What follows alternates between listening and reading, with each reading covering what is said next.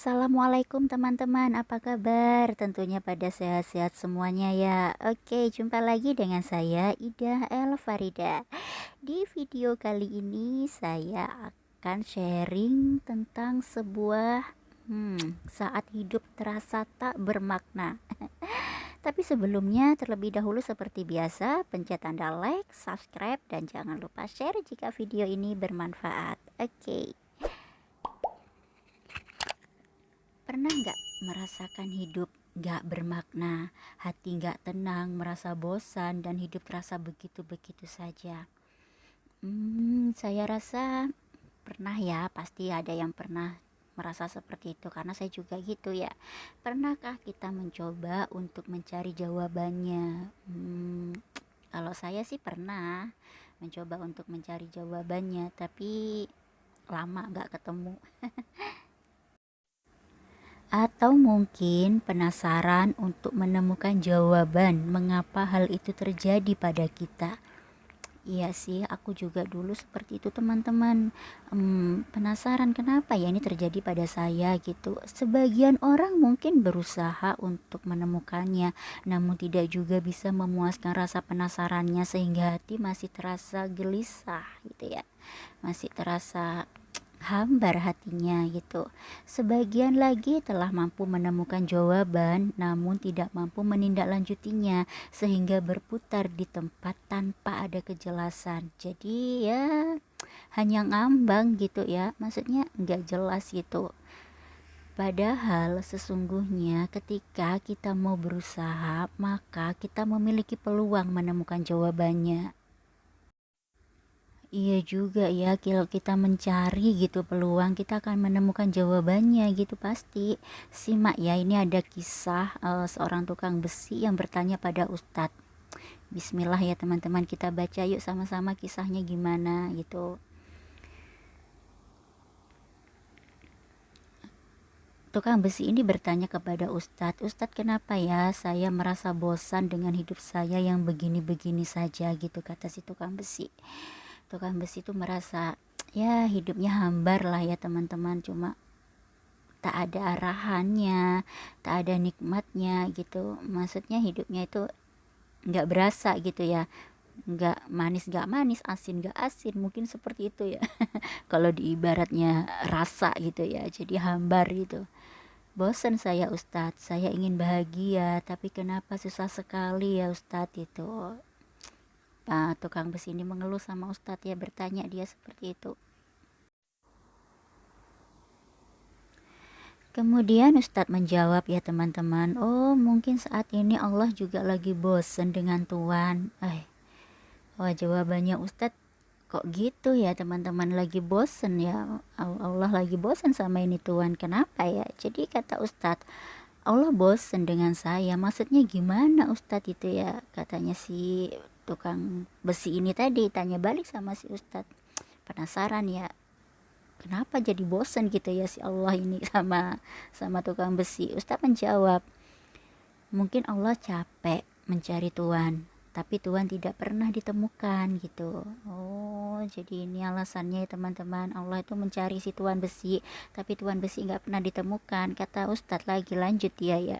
Allah cari Tuhan di kumpulan duha, tapi Tuhan nggak ada gitu. Oh, jadi Allah nyarinya di kumpulan duha. Ini si tukang besi nggak ada. Hmm, Ustadz lanjut lagi teman-teman, dicari di kumpulan tahajud juga nggak ada. Wah ini lagi ya, udah dicari di kumpulan duha nggak ada, dicari di sepertiga malam juga nggak ada.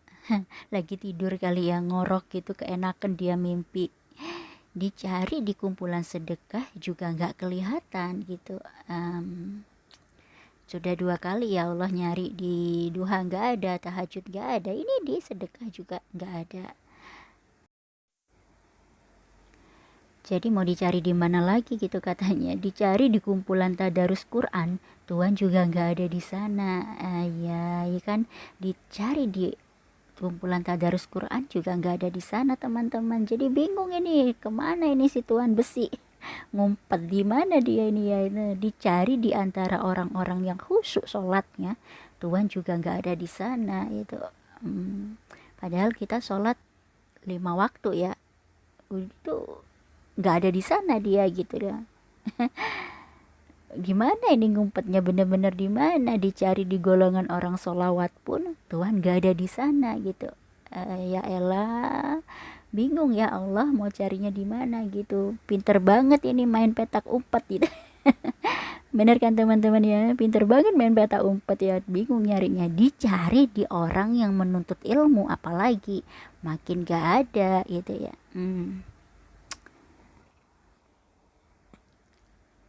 Nah loh, mau dicari kemana lagi ini ya? Nah, dicari di orang yang berjihad fisabilillah. Di sana pun Tuhan gak ada gitu katanya si Ustadz. Bingung lah ini ya, mau dicari di mana lagi si tuan besi ini ya teman-teman. Lalu Allah mau cari tuan di mana lagi, kata Pak Ustadz. Bicaralah, jangan diam, begitu sambungnya si Ustadz ini bertanya sama si tuan besi teman-teman.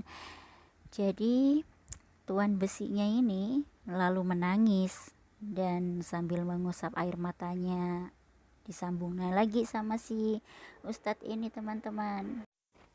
Tidak usah menangis itu tuan, dan cobalah beristighfar. La haula wala quwata illa billahi wa huwal aliyul azim. Si Ustadz ini membimbing tuan besi ini untuk beristighfar ya teman-teman. Jadi segeralah kembalilah pada Allah, karena hanya Allah lah zat yang bisa menenteramkan hidup kita. Begitu ujarnya si Ustadz ini kepada si tuan besi untuk mengingatkan ya. Begitu juga ditambahkan sama si Ustadz, pastikan nama kita ada dan senantiasa tertulis dalam daftar tersebut. Maksudnya dalam daftar yang Ustadz tadi bicarakan, bahwa Allah mencari kita di nama-nama yang sudah disebutkan tadi ya. Dari kisah tadi kita bisa mengambil pelajaran teman-teman, bahwa agar hidup kita memiliki makna, memiliki arti, lebih bermanfaat, lebih tentram lagi seperti itu ya, maka ingatlah Allah, dekatilah Allah yang maha memelihara dan menjamin hidup kita. Jadi sudah waktunya lah kita untuk kembali bertaubat, mohon ampunan atas segala dosa-dosa ya, karena hanya dengan mengingat kepada Allah, hidup kita akan bermakna, hati kita akan menjadi tentram, damai, dan hidup kita akan sejahtera insya Allah. Baiklah teman-teman, saya cukupi sekian dulu sharing hari ini. Kita jumpa lagi di video berikutnya, next dengan tema yang berbeda tentunya. Terima kasih, semoga bermanfaat, dan saya minta maaf jika ada kata-kata yang kurang berkenan. Saya Ida Alfarida. Assalamualaikum warahmatullahi wabarakatuh.